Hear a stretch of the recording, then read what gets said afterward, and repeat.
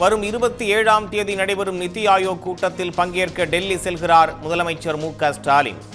எதிர்க்கட்சிகள் ஆளும் மாநிலங்களுக்கு நிதி ஒதுக்குவதில் பாஜக அரசு காட்டும் பாரபட்சம் குறித்து கேள்வி எழுப்ப இந்தியா கூட்டணி முடிவு.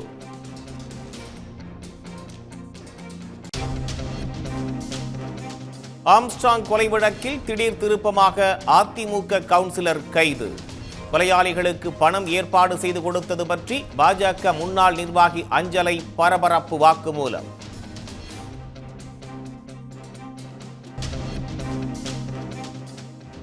மேட்டூர் அணையின் நீர்மட்டம் ஒரே நாளில் 9 அடி உயர்ந்தது. கடந்த ஒரு வாரத்தில் மட்டும் தமிழ்நாட்டிற்கு 13 டிஎம்சி காவிரி நீர் கிடைத்தது.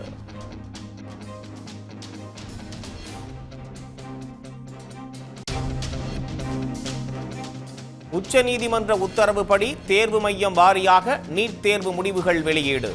குறிப்பிட்ட தேர்வு மையங்களில் அதிக மாணவர்கள் 600 மதிப்பெண்களுக்கு மேல் பெற்றது உறுதியானது.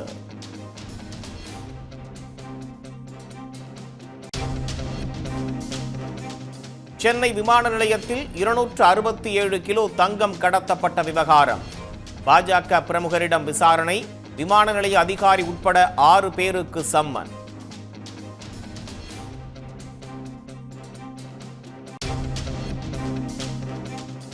துணை முதலமைச்சர் பதவி குறித்து பரவும் வதந்திகளை நம்ப வேண்டாம் என அமைச்சர் உதயநிதி ஸ்டாலின் வேண்டுகோள்.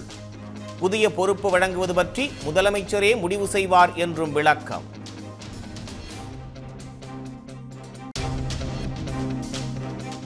கோவை சிறுவாணிமலை அடிவாரத்தில் விடப்பட்ட பூங்காவில் வளர்க்கப்பட்ட மான்கள் திடீரென வனத்திற்குள் விட்டதால் எங்கே செல்வது என தெரியாமல் திகைத்து நின்ற காட்சிகள் வெளியீடு.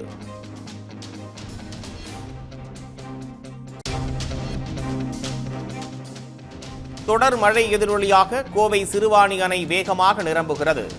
ஆழியார் அணை நீர்மட்டமும் முழு கொள்ளளவை எட்டுவதால் வெள்ள அபாய எச்சரிக்கை. பிரதமர் மோடி தலைமையில் நடைபெறவுள்ள நிதி ஆயோக் நிர்வாக குழு கூட்டத்தில் பங்கேற்க முதலமைச்சர் மு.க.ஸ்டாலின் டெல்லிக்கு செல்ல உள்ளார். 3வது முறையாக மோடி பிரதமராக பொறுப்பேற்ற பின் நிதி ஆயோக்கின் முதல் நிர்வாக குழு கூட்டம் வரும் 27ஆம் தேதி நடைபெறவுள்ளது. நிதி ஆயோக்கின் இந்த 9வது நிர்வாக குழு கூட்டத்தில் அனைத்து மாநில முதலமைச்சர்களும் யூனியன் பிரதேசங்களின் துணைநிலை ஆளுநர் மற்றும் ஒன்றிய அமைச்சர்கள் பங்கேற்க உள்ளனர். இதில் பங்கேற்பதற்காக முதலமைச்சர் மு.க.ஸ்டாலின் வரும் 26ஆம் தேதி இரவு அல்லது 27ஆம் தேதி காலை டெல்லி செல்ல உள்ளார். மக்களவையில் எதிர்க்கட்சிகளில் இந்தியா கூட்டணிக்கு 232 எம்பிக்கள் உள்ள நிலையில் நிதி ஆயோக் கூட்டத்தில் நிதி ஒதுக்கீடு குறித்தான விவாதத்தின் போது அனல் பறக்கும் என எதிர்பார்க்கப்படுகிறது.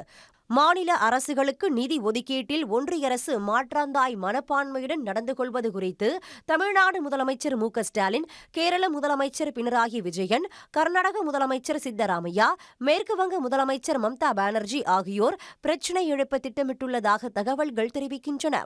புயல், மழை பேரிடரின் போதும் எதிர்க்கட்சி முதலமைச்சர்கள் கேட்கும் தொகையை ஒதுக்காதது, 100 நாள் வேலை திட்டத்துக்கு நிதி ஒதுக்குவதில் பாரபட்சம் காட்டுவது போன்றவற்றை எழுப்பவும் திட்டமிட்டு உள்ளனர். இதனிடையே நிதி ஆயோக் வெளியிட்டிருக்கும் நிலையான வளர்ச்சி இலக்குகள் குறியீட்டு புள்ளி விவரங்களில் 17 இலக்குகளில் தமிழ்நாடு பெரும்பாலானவற்றில் முன்னிலை பெற்றிருக்கிறது. ஒட்டுமொத்த மாநிலங்களை பொறுத்தவரையில் கேரளா, உத்தரகாண்ட் மாநிலங்களுக்கு அடுத்தபடியாக தேசிய அளவில் 3ஆம் இடத்தையும் தேசிய சராசரியை விட கூடுதல் புள்ளிகள் பெற்றும் தமிழ்நாடு முன்னணி வகிக்கிறது. குறிப்பாக வறுமை ஒழிப்பில் 92 புள்ளிகளுடன் தமிழ்நாடு முதலிடம் பிடித்துள்ளது. காவிரி நீர்பிடிப்பு பகுதிகளில் தொடரும் மழையால் மேட்டூர் அணைக்கு கடந்த 6 நாட்களில் மட்டும் 13 டிஎம்சி தண்ணீர் வந்துள்ளது. கர்நாடகா, கேரளாவில் உள்ள காவிரி நீர்பிடிப்பு பகுதிகளில் தொடரும் மழையால் அங்குள்ள அணைகள் வேகமாக நிரம்பி வருகிறது. இதனால் காவிரியிலும் அதிக அளவில் நீர் திறக்கப்பட்டு வருகிறது. இதனால் மேட்டூர் அணைக்கான நீர்வரத்து நாளுக்கு நாள் அதிகரித்து வருகிறது. மாலை நிலவரப்படி மேட்டூர் அணைக்கு நீர்வரத்து வினாடிக்கு 68,843 கன அடியாக அதிகரித்துள்ளது. அணையின் நீர்மட்டம் ஒரே நாளில் 9 அடி உயர்ந்து 63 அடியை எட்டியுள்ளது. கடந்த திங்கட்கிழமை வரை மேட்டூர் அணையின் நீர் இருப்பு 13.8 டிஎம்சியாக இருந்த நிலையில் கடந்த 6 நாட்களில் மட்டும் கூடுதலாக 13.85 டிஎம்சி தண்ணீர் வந்துள்ளது. இதன் காரணமாக அணையின் மொத்த நீர் இருப்பு 27.62 டிஎம்சியாக உயர்ந்துள்ளது. இதனிடையே மேட்டூர் அணை நீர்த்தேக்க பகுதிகளில் சேலம் மாவட்ட ஆட்சியர் பிருந்தாதேவி ஆய்வு மேற்கொண்டார். சென்னை சர்வதேச விமான நிலையத்தின் வாயிலாக 267 கிலோ தங்கம் கடத்தி வரப்பட்ட வழக்கில் முக்கிய குற்றவாளியாக கருதப்படும் பாஜக பிரமுகர் பிருத்வியிடம் சுங்கத்துறை அதிகாரிகள் பல மணி நேரம் விசாரணை நடத்தியுள்ளனர். சென்னை விமான நிலையத்திலிருந்து கடந்த 2 மாதங்களில் வெளிநாடுகளுக்கு 80 முறை பயணம் செய்து 267 கிலோ தங்கத்தை கடத்தி வந்த சம்பவம் அதிர்ச்சியை ஏற்படுத்தியிருந்தது. 167 கோடி ரூபாய் மதிப்புடைய இந்த தங்க கடத்தல் சம்பவத்தில் விமான நிலையத்தில் செயல்படும் 2 ஒப்பந்த கடைகளுக்கு தொடர்பு இருப்பதை சுங்கத்துறை அதிகாரிகள் கண்டுபிடித்தனர். இந்த கடைகளுக்கு அனுமதி அளித்தது தொடர்பாக வித்வேதா பிஆர்ஜி என்ற நிறுவனத்தின் இயக்குநரும் பாஜக பிரமுகருமான பிருத்விக்கு சொந்தமான இடங்களில் சோதனை நடைபெற்றது. சென்னை அண்ணா சாலை, எழும்பூர் பகுதிகளில் உள்ள வணிக வளாகங்களில் இயங்கும் 2 கடைகளிலும் நீண்ட நேரம் சோதனை நடத்தப்பட்டது. அங்கு முக்கிய ஆவணங்கள் பறிமுதல் செய்யப்பட்டதாக தகவல் வெளியாகியுள்ளது. வெளிநாட்டில் இருந்த பிருத்விக்கு சம்மன் அனுப்பி வரவழைத்த அதிகாரிகள் இன்று பல மணி நேரம் அவரிடம் விசாரணை நடத்தினர். மறுபுறத்தில் தங்க கடத்தலில் ஏற்கனவே கைது செய்யப்பட்ட 9 பேரில் யூடியூபர் சபீர் அலி, கடத்தல் கும்பலைச் சேர்ந்த இலங்கை நபர் குமார் ஆகியோரிடமும் விசாரணை நடத்தப்பட்டுள்ளது. அத்துடன் 77 லட்சம் ரூபாய் வங்கி பண பரிவர்த்தனை தொடர்பாகவும் விசாரணை மேற்கொள்ளப்பட்டுள்ளது. இன்று பிருத்வி அளித்த தகவல்களின் அடிப்படையில் விமான நிலைய இணை பொது மேலாளர் செல்வநாயகம் உள்ளிட்ட மேலும் 6 பேருக்கு சுங்கத்துறை அதிகாரிகள் சம்மன் அனுப்பியுள்ளனர். உச்சநீதிமன்ற உத்தரவின்படி தேர்வு மையம் வாரியாக வெளியிடப்பட்ட நீட் தேர்வு முடிவுகளில் குறிப்பிட்ட தேர்வு மையங்களில் அதிக அளவு மாணவர்கள் 600 மதிப்பெண்களுக்கு மேல் பெற்றது தெரியவந்துள்ளது. இதன் மூலம் நீட் தேர்வில் முறைகேடு நடந்ததற்கான முகாந்திரம் உறுதியாகி இருப்பதாக விமர்சனங்கள் எழுந்துள்ளன. நாடு முழுவதும் தேர்வு மையங்கள் வாரியாக நீட் தேர்வு முடிவுகள் வெளியிடப்பட்டுள்ளன.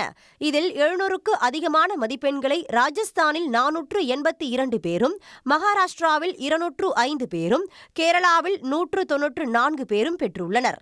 உத்தரப்பிரதேசத்தில் 184 பேர், ஹரியானாவில் 146 பேர், குஜராத்தில் 145 பேர், கர்நாடகாவில் 134 பேர் 700க்கு அதிக மதிப்பெண் பெற்றுள்ளனர். இந்த பட்டியலில் 129 பேருடன் தமிழ்நாடு 8வது இடத்தில் உள்ளது. டெல்லியில் 120 பேரும், மேற்கு வங்கத்தில் 93 பேரும் 700க்கு அதிகமான மதிப்பெண் பெற்றுள்ளனர். குறிப்பாக முறைகேடு நடந்தது கண்டறியப்பட்ட ஹரியானா, ஜார்க்கண்ட், ராஜஸ்தான், குஜராத், பீகார், மகாராஷ்டிரா ஆகிய மாநிலங்களின் தேர்வு முடிவுகளை நாடே உற்று நோக்கி வருகிறது. நீட் வினாத்தாளை கசியவிட்ட ஜார்க்கண்ட் ஹசாரிபாக் பள்ளி முதல்வர் கைதான நிலையில் அந்த பள்ளி தேர்வு மையத்தில் மட்டும் 22 பேர் 600க்கு அதிகமான மதிப்பெண் எடுத்துள்ளனர். அந்த மையத்தில் 696 அதிகபட்ச மதிப்பெண்ணாக உள்ளது. ஹரியானா ஜஜாரில் உள்ள பள்ளியில் 14 மாணவர்கள் 650ற்கு அதிகமான மதிப்பெண்கள் பெற்றுள்ளனர். குறிப்பாக அடுத்தடுத்த வரிசை எண் கொண்ட 2 மாணவர்கள் 650ற்கும் அதிக மதிப்பெண்கள் எடுத்தது சந்தேகத்தை கிளப்பியுள்ளது. ஹரியானா பகதூர்கரில் 6 மாணவர்கள் 720 மதிப்பெண் எடுத்த தேர்வு மையத்தில் மேலும் 2 மாணவர்கள் 670க்கு அதிகமாக மதிப்பெண் பெற்றுள்ளனர். ராஜஸ்தானின் சிகாரில் உள்ள தேர்வு மையம் ஒன்றில் 83 மாணவர்கள் 600க்கு அதிகமான மதிப்பெண் பெற்றுள்ளனர். மற்றொரு மையத்தில் 4 பேர் 700க்கு அதிகமாகவும், 45 பேர் 650ற்கு அதிகமாகவும், 92 பேர் 600க்கு அதிகமாகவும், 200 பேர் 500க்கு அதிகமாகவும் மதிப்பெண் பெற்றது பலத்த சந்தேகத்தை எழுப்பியுள்ளது. குஜராத் ராஜ்கோட்டில் உள்ள ஆர்கே பல்கலைக்கழக மையத்தில் தேர்வு எழுதியவர்களில் ஒரு மாணவர் முழு மதிப்பெண்ணான 720, 2 பேர் 710, 4 பேர் 705, ஒருவர் 704, மற்றொரு மாணவர் 701, 3 பேர் 700 என மொத்தம் 12 மாணவர்கள் 700க்கு அதிக மதிப்பெண் பெற்றுள்ளனர். 259 பேர் 600க்கு அதிகமாகவும், 110 பேர் 650ற்கு அதிகமாகவும், 48 பேர் 680ற்கு அதிகமாகவும் மதிப்பெண் பெற்றது அதிர்ச்சியை ஏற்படுத்தியுள்ளது. மகாராஷ்டிராவின் லத்தூரில் சிபிஐயால் 2 ஆசிரியர்கள் கைது செய்யப்பட்ட தேர்வு மையத்தில் ஒரு மாணவர் 700 மதிப்பெண் பெற்றுள்ளார். 16 பேர் 650ற்கு அதிக மதிப்பெண் பெற்றது அம்பலமாகியுள்ளது. இதேபோல லத்தூரில் மற்றொரு தேர்வு மையத்திலும் ஒருவர் 700, 18 பேர் 650ற்கு அதிக மதிப்பெண் பெற்றுள்ளது முறைகேடு நடந்ததற்கான முகாந்திரத்தை வெளிப்படுத்தி உள்ளதாக விமர்சனம் எழுந்துள்ளது. அது மட்டும் இன்றி லத்தூரின் 3வது தேர்வு மையத்திலும் 3 பேர் 700 மதிப்பெண், 13 பேர் 650ற்கு அதிக மதிப்பெண் பெற்றுள்ளனர். முறைகேடாக நடந்த நீட் தேர்வை ரத்து செய்ய கோரி மாணவர்கள் தொடர்ந்த வழக்கில் உச்சநீதிமன்றம் தீர்ப்பளிக்க உள்ளது. தேர்வு மையம் வாரியாக வெளியான முடிவுகளில் நினைத்து பார்க்க முடியாத அளவிற்கு மாணவர்கள் மதிப்பெண்களை குவித்தது அம்பலமாகி உள்ளது. சேலம் பெரியார் பல்கலைக்கழக துணைவேந்தர் மீதான ஊழல் குற்றச்சாட்டுகளில் தமிழ்நாடு அரசு உடனடியாக நடவடிக்கை எடுக்க வேண்டும் என பாமக நிறுவனர் ராமதாஸ் வலியுறுத்தியுள்ளார். ஊழல் புகாரில் சிக்கிய சேலம் பெரியார் பல்கலைக்கழக துணைவேந்தர் ஜெகநாதன் வன்கொடுமை தடுப்புச் சட்டத்தில் கைதாகியும் அவருக்கு பணி நீட்டிப்பு வழங்கப்பட்டதற்கு பாமக நிறுவனர் ராமதாஸ் கண்டனம் தெரிவித்துள்ளார். அவர் வெளியிட்டுள்ள அறிக்கையில் ஊழல் செய்த பொறுப்பு பதிவாளர் தங்கவேலு மீது நடவடிக்கை எடுக்க தமிழ்நாடு அரசு உத்தரவிட்டும் அவர் ஓய்வு பெற பல்கலைக்கழக நிர்வாகம் அனுமதித்ததை ராமதாஸ் சாடியுள்ளார். இதற்கு எதிராக அறவழியில் போராட்டம் நடத்திய பல்கலைக்கழக தொழிலாளர்கள் 77 பேருக்கு நோட்டீஸ் அனுப்பப்பட்டது அச்சுறுத்தும் நடவடிக்கை என்றும் ராமதாஸ் கண்டித்துள்ளார். 18 வகையான முதுநிலை படிப்புகளுக்கான மாணவர் சேர்க்கை கலந்தாய்வில் 2 பேர் மட்டுமே கலந்து கொள்ளும் அளவிற்கு பல்கலைக்கழக பெயர் சீர்கெட்டுள்ளதாகவும் அவர் சுட்டிக்காட்டியுள்ளார்.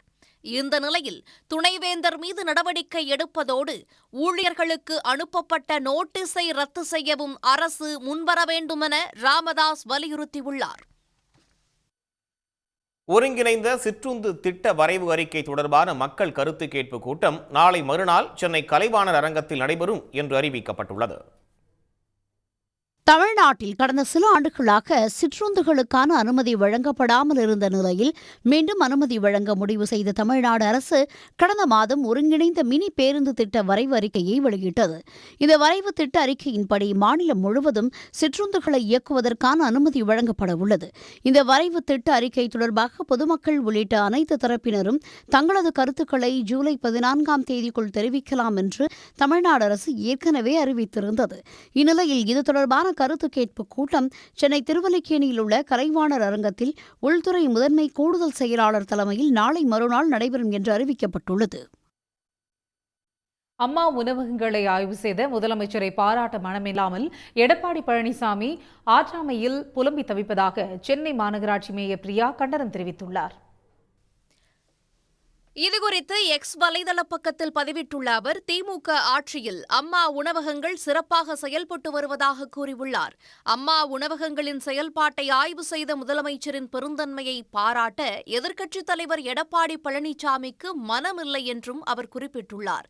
கட்சி மாச்சரியங்களுக்கு அப்பாற்பட்டு தமிழ்நாட்டின் தனிப்பெரும் தலைவராக மக்கள் நலன் ஒன்றையே மனதில் வைத்து நாளும் தொண்டாற்றும் மனிதநேயராக முதலமைச்சர் திகழ்வதாகவும் அவர் தெரிவித்துள்ளார். முதலமைச்சர் மு.க.ஸ்டாலினின் அகராதியில் அரசியல் காழ்ப்புணர்வு என்ற சொல்லோ சிறுமதியோ ஒரு நாளும் இருந்தது இல்லை என்றும் மேயர் பிரியா கூறியிருக்கிறார். மேலும் திமுக அரசால் தொடங்கப்பட்டது என்பதற்காகவே புதிய தலைமைச் செயலகம் உட்பட அதிமுக ஆட்சியில் முடக்கப்பட்ட திட்டங்கள் குறித்து மக்கள் அறிவார்கள். ஆனால் அதனை பற்றி கொஞ்சமும் கூச்சமின்றி பொறாமையிலும் ஆற்றாமையிலும் எதிர்க்கட்சித் தலைவர் புலம்பி தவிப்பதாகவும் மேயர் பிரியா தமது பதிவில் குறிப்பிட்டுள்ளார். மேட்டுப்பாளையம் தூத்துக்குடி இடையே மேட்டுப்பாளையம் எக்ஸ்பிரஸ் இயக்கப்பட்டதால் பயணிகள் மகிழ்ச்சியடைந்துள்ளனர். தூத்துக்குடி கோயம்புத்தூர் இடையே இணைப்பு ரயில் இயக்கப்பட்டு வந்த நிலையில் கொரோனா காலத்தில் நிறுத்தப்பட்டது. இதனால் கடந்த 4 ஆண்டுகளாக தூத்துக்குடியிலிருந்து கோவை உள்ளிட்ட பல்வேறு பகுதிகளுக்கு செல்லும் ரயில் பயணிகள் பாதிக்கப்பட்டனர். இதைத் தொடர்ந்து ரயில் பயணிகள் மற்றும் பயணிகள் நலச்சங்கம் சார்பில் புதிய ரயில் இயக்க கோரிக்கை விடுக்கப்பட்டது. இதனைத் தொடர்ந்து தூத்துக்குடி மேட்டுப்பாளையம் புதிய ரயில் சேவை துவங்கப்பட்டது. அதிகாலை 4 மணி அளவில் தூத்துக்குடி மேட்டுப்பாளையம் எக்ஸ்பிரஸ் ரயில் தூத்துக்குடி ரயில் நிலையத்தை வந்தடைந்தது. தொழில் ரீதியாகவும் நிறைய மாணவ மாணவிகள் படிப்புக்கும் போகிறாங்க. இதுக்கு முன்னாடி டெய்லி ஒரு ட்ரெயின் போய்கிட்டு இருந்துச்சு. கொரோனாவிலேருந்து ட்ரெயின் நிப்பாட்டினாங்க. அதுக்கு பிறகு அந்த ட்ரெயினை ஓட்டவே இல்லை. நீண்ட நாளைக்கு பிறகு இப்போ இந்த ட்ரெயின் வாரத்துக்கு 2 நாள்னு சொல்லியிருக்காங்க. மேட்டுப்பாளையத்துலேருந்து ஊட்டி போகிறதுக்கு ஒரு வெரி யூஸ்ஃபுல்லாக இருக்கும். ஸோ அதே போல் கோயம்புத்தூர் வந்தால் மருதமலை ஆகட்டும் மற்ற இடங்களுக்கு போகிறதுக்கு வெரி யூஸ்ஃபுல்லுங்க. அதே போல் இந்த பக்கம் பழனி, திருப்பரங்குன்றம், பழமுதிர்ச்சோலை, மதுரை மீனாட்சி அம்மன் கோவில், இங்கே வந்தால் தூத்துக்குடியில் திருச்செந்தூர். ஸோ இத்தனை முக்கியமான கோவில்கள், முக்கிய ஸ்தலங்களை பார்த்தீங்கன்னா இந்த ட்ரெயின் கனெக்ட் பண்ணி நமக்கு கொடுத்துருக்காங்க. மேட்டுப்பாளையம் தூத்துக்குடி ரயிலை மீண்டும் இயக்க வேண்டும் என நாடாளுமன்றத்தில் பேசிய கனிமொழிக்கு பயணிகளும் பயணிகள் நலச் சங்கத்தினரும் நன்றி தெரிவித்துள்ளனர். தமிழுக்கு பெருமை சேர்த்த ஜெர்மானிய பாதிரியார் சீகன் பால்குக்கு தரங்கம்பாடியில் சிலையுடன் கூடிய அரங்கம் அமைக்கப்படும் என்று அறிவித்தமைக்கு திருச்சி தமிழ் இவாஞ்சலிக்க திருச்சபையினர் முதலமைச்சர் மு.க.ஸ்டாலினுக்கு நேரில் நன்றியை தெரிவித்தனர். சமய பணியாற்ற தமிழ்நாட்டுக்கு வந்து முதலில் தரங்கம்பாடியில் அச்சு இயந்திரத்தை நிறுவி தமிழுக்கு பெருமை சேர்த்தவர் ஜெர்மானிய பாதிரியார் சீகன் பால்கு.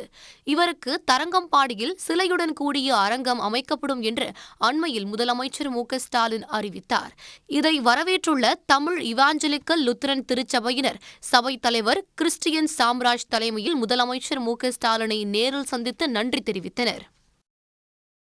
சீகன் பால் அவர்களுக்கு மணிமண்டபம் கட்ட வேண்டும் என்று ஒரு தீர்மானத்தை ஏற்றியிருக்கிறது. எங்களுக்கு அதிக சந்தோஷத்தையும் மகிழ்ச்சியும் அளிக்கின்றது. அந்த வகையில் இந்த நாளிலே நாங்கள் தமிழ் சுவிசேஷ லுத்தரன் திருச்சபையின் ஆலோசனை சங்கத்தின் சார்பாக இன்று வந்து தமிழக முதல்வர் அவர்களுக்கு எங்கள் திருச்சபையின் சார்பாக நாங்கள் நன்றியை தெரிவித்தோம்.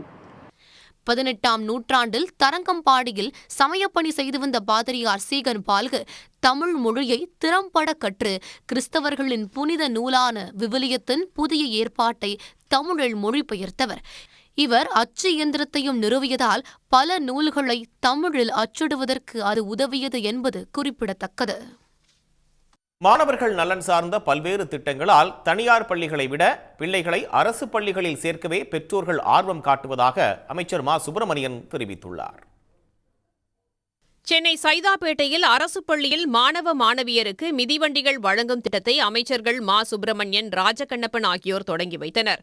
இந்த நிகழ்ச்சியில் பேசிய அமைச்சர் மா. சுப்பிரமணியன் மாணவர்கள் நலன் சார்ந்த திமுக அரசின் பல்வேறு திட்டங்களை பட்டியலிட்டார். கடந்த 3 ஆண்டு கால திமுக ஆட்சியில் இதுவரை 14,73,274 இலவச மிதிவண்டிகள் வழங்கப்பட்டுள்ளதாக பெருமிதம் தெரிவித்தார். அரசு நிதி உதவி பெறுகிற பள்ளிகள் இப்படி ஏறத்தாழ எல்லா பள்ளிகளிலும் 21 லட்சம் குழந்தைகள் பயன்பெறுகிற காலை உணவு திட்டத்தை கொண்டு வந்து அந்த திட்டம் இன்றைக்கு உலகுக்கே ஒரு முன்மாதிரி திட்டமாக இருந்து கொண்டிருக்கிறது. எனவே அரசு பள்ளிகளிலும் அரசு நிதி உதவி பெறுகிற பள்ளிகளிலும் மாணவர்களின் சேர்க்கை என்பது அபரிதமாக உயர்ந்து வருகிறது. அவரை தொடர்ந்து பேசிய பிற்படுத்தப்பட்டோர் நலத்துறை அமைச்சர் ராஜகண்ணப்பன் கல்வியையும் மருத்துவத்தையும் தமது இரு கண்களாக பாவித்து முதலமைச்சர் மு.க.ஸ்டாலின் செயல்பட்டு வருவதாக தெரிவித்தார்.